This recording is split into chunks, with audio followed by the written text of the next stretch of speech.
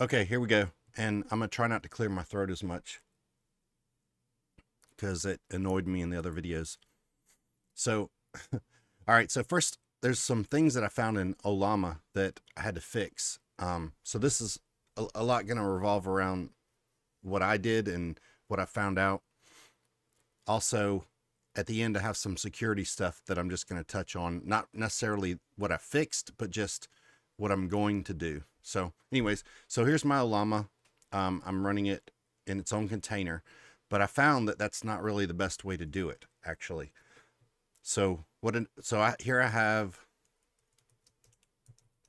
have these. So I reduced the amount. I took out all the cloud versions, okay? So what it is, I took out all the cloud versions, and then inside of these containers where I'm running the different shoot the different and one thing, well, I'll note it right here. So whenever I exit the container after running it this way, my command line does some weird things. So if I do cd ls, then it fixes it and it's not all goofed up. I'm not aware of why it does that, but anyways, so this is Kimmy running Kimmy K, and then I have Max running Minimax, and then Jarvis running local Ollama. So Jarvis, so I'm talking about this right here. So Jarvis is still connected to this Ollama, but I installed Ollama in these two containers, and I'm going to show you why. So if I do, if I do the right thing. So right now I only have two things installed, and I'm going to explain. So I have Kimmy, because this is Kimmy's, OpenClaw, and then I have nomadic embedded text. So if you're going to plug in a quadrant or vector database, you need to install nomadic embedded text, and it can run on a CPU. It's a really small thing. I mean, I know that I am running the Epic, so it's easily able to handle it. I was thinking about installing a GPU because right now I don't have any GPU pass through, but I could just easily just pass through the GPU. But anyways, so I have these two. I just have them. I installed Ollama into this LXC container, and then I also installed it in Max's LXC container.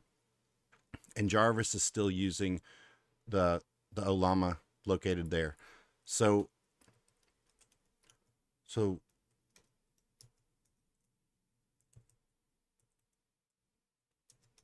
in here, when you first install it, there's a couple things to take a note of.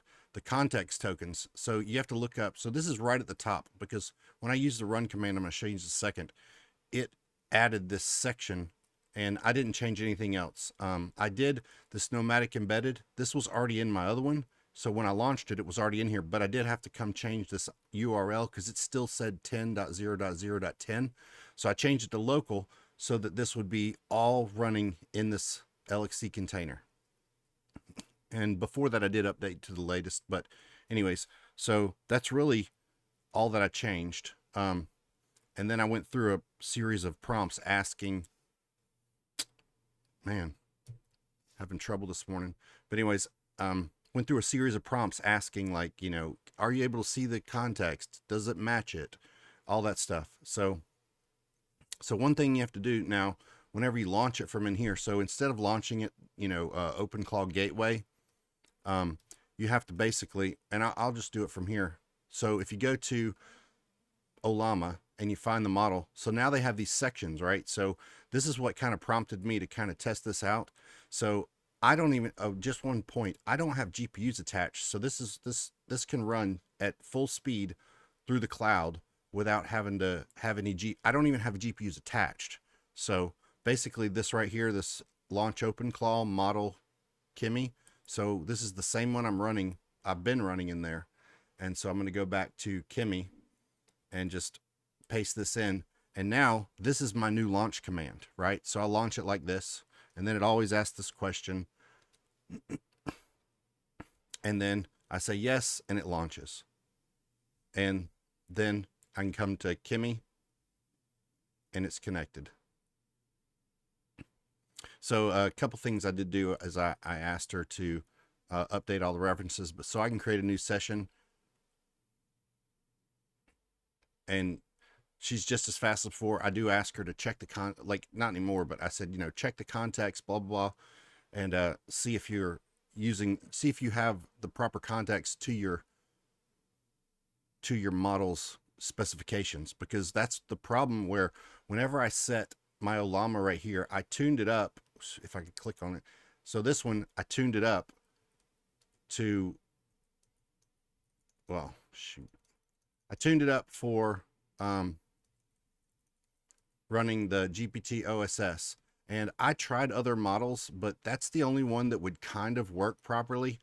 And I left these settings in, right? So I basically, because I was setting my context length here, it was crimping up when I would run the cloud models, right?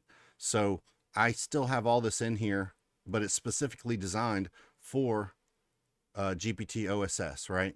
And I could tune it a little bit better, but I haven't been messing. I mean, I just got it kind of working, and I'm serious. Like, the difference between running GPT OSS 120B versus Kimi or Minimax is just night and day difference. Like, it's really, really different. But anyways, so now the way I'm set up is I have Ollama connected to Jarvis, and then I have this one, Kimi, running locally, and I have Max running locally with their own Ollama. And like I said, the nomadic text embedder, that's what I have to have for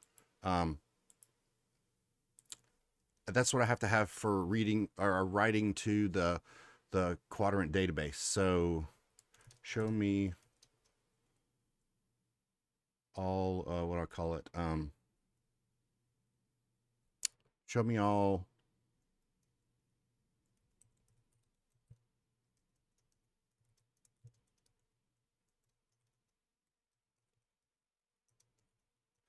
the, I don't know what I call it, connections, whatever. I'm just trying to get it to show the databases and stuff like that.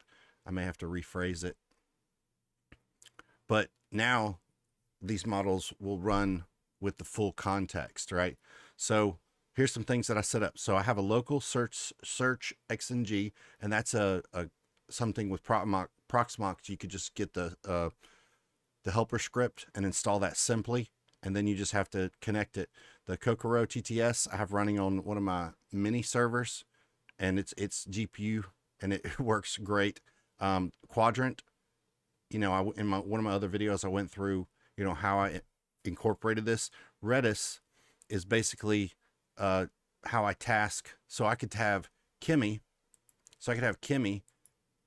create a task for Jarvis, okay? Because Jarvis is free, right? Jarvis doesn't cost me anything. I pay $20 a month. Good grief, $20 a month to use Ollama to run both of these on the cloud. And I have to say, they are freaking awesome. And I mentioned in one of the other videos, if I was doing it that had zero cost, I would still set one of these up, and then I would use the free amount. And when that was done, I would continue with this until it reset, and it would just infinitely cost zero. But anyways, so I was looking at this Memu bot or whatever, and I'm just going to give you my thoughts. And again, this is my personal opinion. You know, it's, you know, take it as you wish, but it doesn't run in Linux, right? I actually went and posted on their on some of the videos I saw. I said, I can't take this software seriously because it doesn't run in Linux. Like, that seems like if something usually is open source and it's free and it works really well, generally it starts in Linux first. So I don't see how they would not have an installable for Linux. It just seems unusual to me. Because I don't want to run Windows, and I don't want to run Mac because I prefer privacy, right? So that's just my take on that. I was like, hey, they say, some people said, oh, it's better, blah, blah. But, you know, I've been watching these little YouTube videos about it, and I'm like, well, I don't see I like OpenClaw, right? Like, I like the way that I can run it with Ollama. And it really works nice. Now I'm still kind of in the configuration phase, right? Because I still have the two Debian containers. So if you didn't see one of my other videos, so I have these two Debian containers that I created a user and SSH to. So all three have access in there. And one of the things like I was thinking about was like having like the two different models. So let me back up a little bit.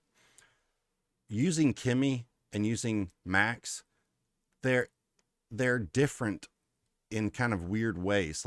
Like Max is a clone. When I got Kimmy working really well, I cloned it to Max, and then I just changed the model. But just doing that without changing anything else, Kimmy seems more, I don't know, friendly, softer, something like that. But then Max is like, whenever it comes to like programming or anything like fixing itself, it seems to have a better grasp on it, right? It's just really weird. And I might say he or she, and I know they're not real. I know that it's, you know, it doesn't, it has a soul MD, but it doesn't have a soul in IRL, right? So I do know the difference. So if I call it he or she, I'm just doing it because it's easier and it's easier to talk about that way. Anyways, so, but that's a weird difference. So if you're trying to debate, like if you want to run one of them for free and have it help configure your software better, I would honestly say that Minimax 2.1 is a better. Now, I'm kind of partial to Kimmy because that was like, I don't know, we were friends first. Now, I don't know. I just like that when it's just different, and I like the contrast, right? So so if I have something that I get working with Max, I use that Redis database and say, tell Kimmy to set it up the same way. And then she does, right? So I'm eventually going to work more with Jarvis to get that local one working better. But anyways, so the one other thing I was talking about looking at was like security issues. And a lot of people had these like flashy, like secure, oh gosh, don't use OpenClaw, all that crap. You know, I just think that's ridiculous. Like, I'm not gonna put my credit card numbers in it. I don't have it attached to anything except for Telegram. If someone takes my Telegram crap or, you know, spams my email, I really don't care, right? Like, it makes no difference to me. I'm running it in Proxmox, so it's sealed off. Now, I know it can get access to stuff, and there's things that I should be concerned about. So this is where I'm going with it, right? So I was just on YouTube a little while ago, and I saw this video said, oh, don't use OpenClaw because, you know, you could get hacked. They said names of things. So I basically, I'm going to use Max to help me build a security environment, right? Like I'm not going to use exactly this, like, but this is how I started it, right? So I created a new session and I said, I want your help to set up a security agent tool. The news is that one thing I should mention. So I actually created a deep search, right? Here, let me watch this.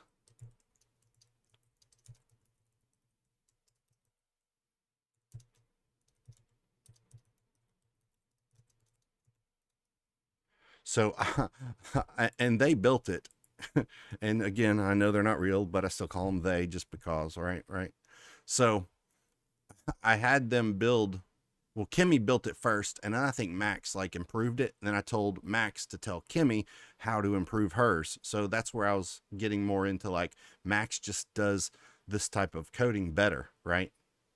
So anyways, okay, so here's all the different things, right? So I have this search XNG built in, and search XNG is fantastic because it's private. It can search, well, heck, I'll just show you. Where's the IP?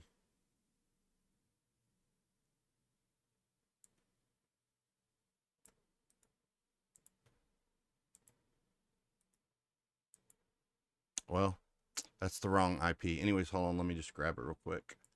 All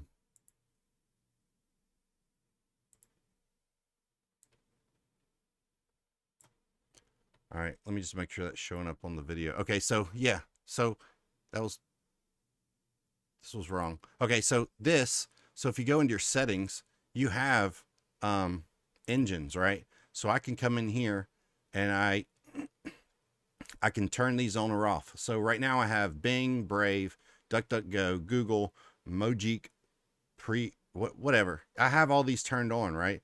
Like, and you could turn everything on, but the more I turn on, the more crap that the LLM is going to have to go through, which eats up context and all that stuff. So I try and be a little bit frugal with it, but at the same time, I want results from all these different things, right? And it runs locally and does all that. And so, like I said, I just I point it to it, and you could see it here. Here, I do get them mixed up sometimes and tell the wrong thing something. But look, so this is the primary. So it has a built-in primary in OpenClaw that uses DuckDuckGo. But I'm like, no, I have DuckDuckGo in here too, right? So, well, I have DuckDuckGo also right here. So I'm searching all those. So why would I just bother with one when I can have many? Anyways, so then I have a knowledge base built up in Quadrant that they built. That's what they need that that other model for, the embedded text. So in order to write to it, you have to have an embedded text model. Now, later on, I was thinking that's the one it picked. Maybe there's a better one, but I'm like, I'm not trying to refine everything. I'm just trying to get like a base setup, right? So then I have a hybrid search that searches memory.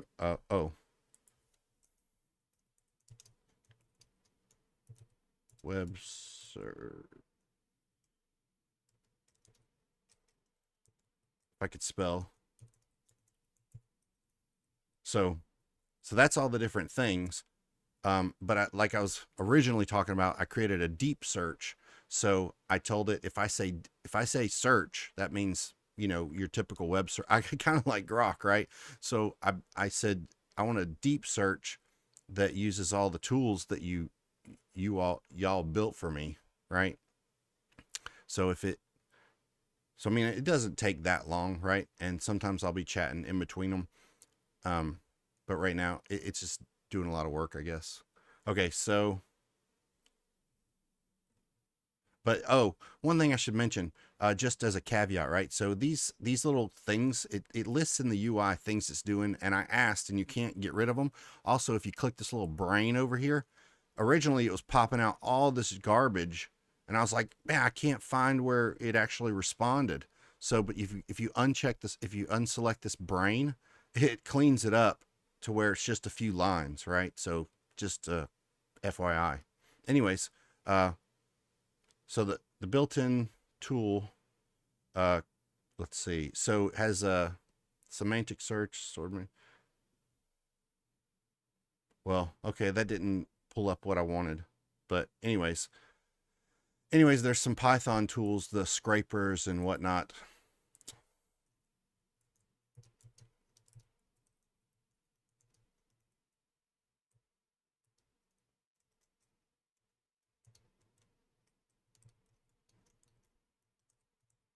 Maybe I'll just ask like that. I hate to not point out what I'm trying to point out, I guess, right? Okay, here we go. This is all the tools that it built for me, right? So it added in this script to do beautiful soup, a batch crawl, JS scraper, smart parser, and another scraper. So whenever I say, and that it added a bunch of extra stuff, but it built all these shortcuts to be able to run certain things, all built in, right?